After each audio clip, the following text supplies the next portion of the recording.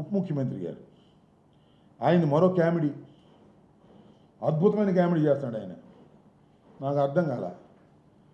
ఏదన్నా ప్రమాదం జరిగిందనుకోండి, ఎవడన్నా ప్రమాదం జరిగి చచ్చిపోయాడు, లేదా ఎవడ వెళ్ళి కొట్టాడు, ఏదైనా అఘాయిత్యం జరిగింది, ఏదైనా హత్య జరిగింది, పరిష్కారం ఏంటో తెలుసా? సారీ అంట, లేదా అదేంటి దీక్ష, ప్రాయచిత్త దీక్ష అంట. ఈ రెండు చేసి సరిపోతాయి, చట్టం లేదు, ఏమీ లేదు. మొన్న 6 చచ్చిపోతే మొత్తం క్షమాపణ చెప్పండి అన్నాడు, అంతే. ఈయన కూడా వెళ్ళి క్షమాపణ చెప్పాడు. నేనే క్షమాపణ చెప్పంగా లేనిది మీరు చెప్పడానికి ఏమిటి అంటాడు. శిక్షించండి స్వామి. ఎవరైతే తప్పిదానికి పాల్పడ్డారో వారిని చట్ట ప్రకారంగా శిక్షించాల్సింది పోయి సారీ చెప్పండి అయిపోద్ది అన్నారు, లేదా ప్రాయచిత్త దీక్ష చేయండి అయిపోతుంది అనేటువంటి పద్ధతుల్లో మంచి కామెడీగా గురువుగారు మన పవన్ కళ్యాణ్ గారు ఈ రకంగా చేస్తున్నారు. ఏం చేయాలో నాకు అర్థం కాదు. ఆ సారీ కూడా మామూలుగా చెప్పారా? నేను చెప్పను అన్నాడు. నేను పవన్ కళ్యాణ్ చెప్తే నేను సారీ చెప్పడం ఏంటి, ఎవరో 100 మంది చెప్పమంటారు, నేను చెబుతా అన్నాడు. ఎవరు తెలుసా? బిఆర్ నాయుడు గారు, TV5 chairman, TD board chairman. తప్పెవరిదయ్యా? డిఎస్పీదంట, లేదా గోశాల డైరెక్టర్దంట. ఊరి మీ దుంపలేగా ఏమన్నా గోవు ఏమైనా చచ్చిపోయిందా? గోశాల డైరెక్టర్ అయితే అక్కడ డ్యూటీ వేశారు, గోశాల డైరెక్టర్ని, ఆ డిఎస్పీని అక్కడ వేశారు. వీళ్ళిద్దరిని సస్పెండ్ చేసి అయిపోయింది అంటున్నారు. అసలు ఏమి నిర్ణయం తీసుకుంది ఎవరు?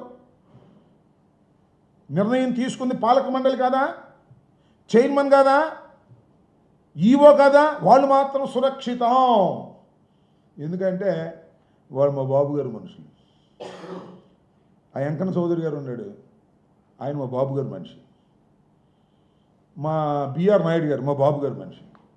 అందువల్ల వాళ్ళ మీద ఏం యాక్షన్ ఉండదు. ఊనే తూతూ మంత్రం చేసేసి, తుమ్మకాయ మంత్రం చేసేస్తున్నారు. చివరికి గద్దిస్తే కాకినాడ వచ్చి చెప్పాడు పవన్ కళ్యాణ్ గారు, నేనే సారీ చెప్పంగాలేంది మీరెందుకు చెప్పరు అని గద్దిస్తే చంద్రబాబు నాయుడు గారికి మళ్ళా భయం వేసినట్టుంది. ఎందుకంటే పవన్ కళ్యాణ్ గారు కాపులు లేకపోతే మళ్ళీ మేము అయిపోతామని భయం వేసి మళ్ళీ ఫోన్ చేసి చెప్పాడు, నాయుడు, బిఆర్ నాయుడు, నా మాట ఇష్టం ఉన్నా లేకపోయినా చెప్పు, పవన్ కళ్యాణ్ గొడవ చేస్తాను చెప్పు అంటే అప్పుడు చెప్పాడు, ఏదో చెప్పనట్టుగా. ఈ రకంగా ఆ కార్యక్రమం జరుగుతూ ఉంది. నేను డిప్యూటీ సీఎం గారిని ఒకటి అడుగుతా ఉన్నా, మొన్న ఏదో చెప్తున్నాను నిన్న అనుకుంటా. సిమెంట్ రోడ్లు వేస్తారంట ఊళ్ళల్లో బ్రహ్మాండంగా, గ్రామాల్లో.